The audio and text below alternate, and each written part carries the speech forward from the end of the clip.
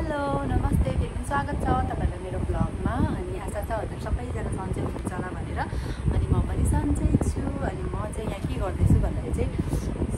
यो चाहिँ अस्ति यो मेरो जुन चाहिँ अस्ति तपाईले ब्लगमा हेर्नुभयो होला है यो चाहिँ बेबी फेरेनोप्सी है यो चाहिँ सानो सानो छ अनि म चाहिँ यसको चाहिँ यस्तो आइसकेको रहेछ अनि यो चाहिँ म पटमा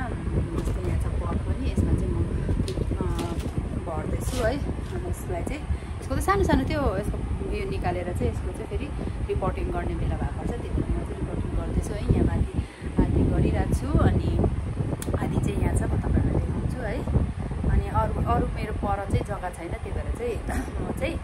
यहाँनिर यो चाहिँ रुमभित्र राख्ने है सैलाई चाहिँ घाम डाइरेक्ट घाम पर्नु हुँदैन त्यही भएर पर चाहिँ अलिक हिट पनि छ तातो बेसी अन्त त्यही भएर चाहिँ म चाहिँ यहाँ रुममा राखेको छु है अनि एकदमै बेसी गरम छ यहाँ म चाहिँ पङ्खा चलाएर बसिरहेको छु अनि म यो चाहिँ छिटो कति पुग्छ चाहिँ रिपोर्टिङ गर्छु सो तपाईँहरू पनि लास्टसम्म हेरेर साथ दिनु होला अनि हेर्दै गर्नु होला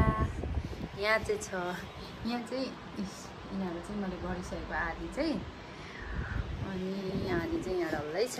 अनि बर्डरहरू रेडी राखेको छु अनि यहाँ छ कोको चिप यसलाई चाहिँ म रिपोर्टिङ गर्छु है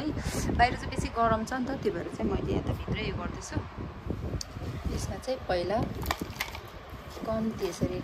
यसमा चाहिँ मैले के मिसिन मिसाएको छु भने चाहिँ उयो चाहिँ कोइला चाहिँ मैले लगाएको छुइनँ किनभने अहिले चाहिँ एकदम बेसी घाम छ नि त त्यही भएर बाहिर लिनु जानु सक्दैन जङ्गलमा अस्ति आगो लागेको जङ्गलमा आगो लागेको यता भित्र पाउनु त तर मैले होइन यसलाई चाहिँ मैले सिर्फ इँटा र कोको चिपमा लगाएको छु अनि हल्का फङ्गसको अलिकति दबाईहरू पनि लगाएर यहाँ म यसरी भरिदिँदैछु यसलाई चाहिँ यसरी भरिसकेपछि चाहिँ यसलाई बेसी प्रेस पनि गर्नु हुँदैन यो चाहिँ एकदमै सेन्सिटिभ टाइपको तर यो फुलिसकेपछि चाहिँ एकदमै लङ लास्टिङको यो फुल चाहिँ यस्तो खालको यसरी राख्नु पर्दो रहेछ यो चाहिँ भइसकिसकेको छ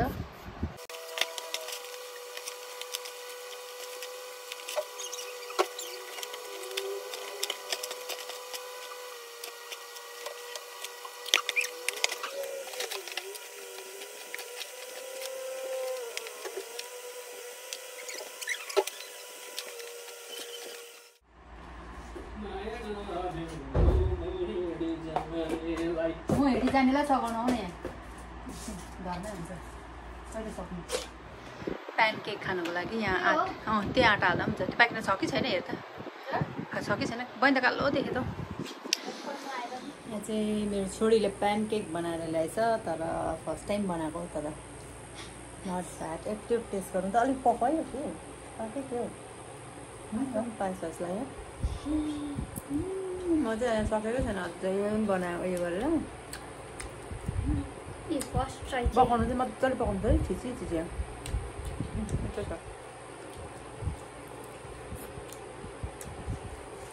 ह्यान्ड सो मात्र उयो पनि पानी छ चिजको बताउनु कोक फ्लेभर छ कोक छ कोक खान्छ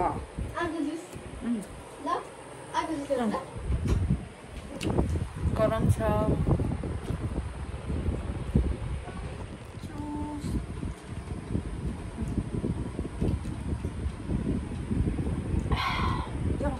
आधी यति बनाइसकिसकेको छु मैले है अनि यता चाहिँ लास्ट अब चाहिँ केमा राख्नुपर्ने अड्दैन अझै यति चाहिँ बनाइसकिसकेँ मैले पट गरिसकेँ अझै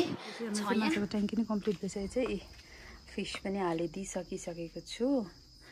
अनि यिनीहरूलाई अब चारो लगाइदिन्छु यहाँ चाहिँ भरिरहेको छ पानी अरूमा नि भर्दैछु परतिर पनि भरिरहेछ यहाँ चाहिँ मेरो छोरीको चाहिँ इक्जाम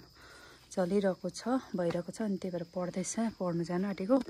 उयो परको फुल चाहिँ यति दामी फुलेको छ यति मजाले फुलेको छ हो यस्तो मजाको देखिरहेछ आज चाहिँ डडा कडा घाम लागिरहेछ स्विमिङ खेल्नु जाउँ भनेको अब स्विमिङ खेल्नुको लागि अलिक 12 बजीतिर चाहिँ हामी साथीहरू को हुन्छ स्विमिङ जानुको लागि सल्लाह गर्दैछु है आजको डे चाहिँ एकदमै कडा घाम लागेछ त्यही भएर चाहिँ हामी जाने अनि यहाँ चाहिँ यो फक्सटेल अर्किड चाहिँ मजाले फुलिरहेको छ यहाँ चाहिँ भरिँदैछ पानीलाई भाँचेछ नि त पाइपै भर्दैछ पानी मैले यहाँ सबै यसरी फुल राखिदिएको छु यहाँ माथि नि यसरी राखेको छु त घामे पोल्यो झन् स्विमिङ खेलेर पनि फर्केको भिडियो गर्नु बिर्सेछ अलिअलि मात्रै गरेको छु भ्लग भिडियो चाहिँ है अनि यहाँ चाहिँ खेल्दैछ अरू पनि उता चाहिँ अलिक गहिरो रहेछ ए यहाँ छ स्विमिङ खेल्ने गर्ल्सहरू हामी चाहिँ सबैजना चाहिँ फर्केको अब यहाँबाट हामीले त्यस्तो बेसी भिडियो चाहिँ गरेको छुइनँ है अलिअलि मात्रै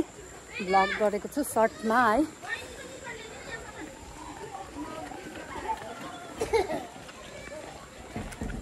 यता हेर्दा नानुका यता हेर्दा न हेलो भनिदेऊ नि अब चाहिँ खाजा खाने हामी लेक सेटमा गएर को छ यहाँभित्र निदा त सानो गतिलो देखेन त यहाँ चाहिँ फेरि यहाँ चाहिँ नानीहरू खेल्ने खालको रहेछ यहाँ चाहिँ नानीहरूको लागि रहेछ यहाँ स्विमिङ है यता तल चाहिँ फेरि ठुलोको लागि साथी पनि छ सबैजना खाजा खाँदैछ यहाँ मोमो चिकन मोमो खाँदैछ यहाँ साथीहरूले पनि खाँदैछ चिकन मोमो है अनि यमुना दिदी दामी रहेछ